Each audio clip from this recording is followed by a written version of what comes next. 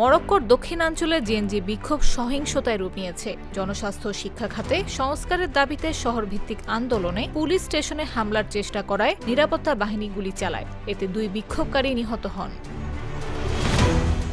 দেশটির স্বরাষ্ট্র মন্ত্রণালয় জানায়, মঙ্গলবার রাতভর বিক্ষোভকারীরা ছুরি, পেট্রোল বোমা ও পাথর নিয়ে পুলিশ ও নিরাপত্তা বাহিনীর সঙ্গে সংঘর্ষে জড়ায়। সারা দেশে গ্রেফতার করা হয়েছে 409 জনকে।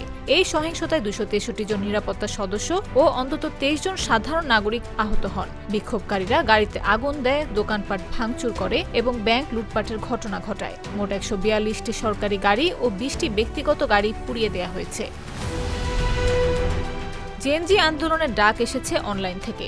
জেএনজি 212 নামে পরিচিত এই যুবগোষ্ঠী টিকটক, ইনস্টাগ্রাম ও ডিসকর্ডের মাধ্যমে সমাবেশের আহ্বান জানিয়েছিল। তাদের অভিযোগ, দেশে 2030 বিশ্বকাপ আয়োজনের জন্য বিলিয়ন ডলার বিনিয়োগ হলেও স্কুল ও হাসপাতাল অবহেলিত। তারা স্লোগান দিয়েছে, স্টেডিয়াম আছে, হাসপাতাল কোথায়?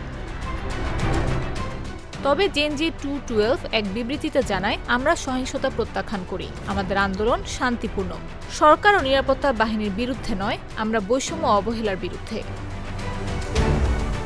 মরক্কোয় দ্রুত উন্নয়ন সত্ত্বেও স্বাস্থ্যসেবা, শিক্ষা ও কর্মসংস্থানে বৈষম্য বৃদ্ধি পেয়েছে।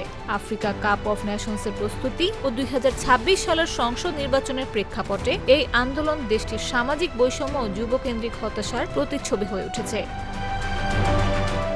নিউজ ডেস্ক, জাগো নিউজ।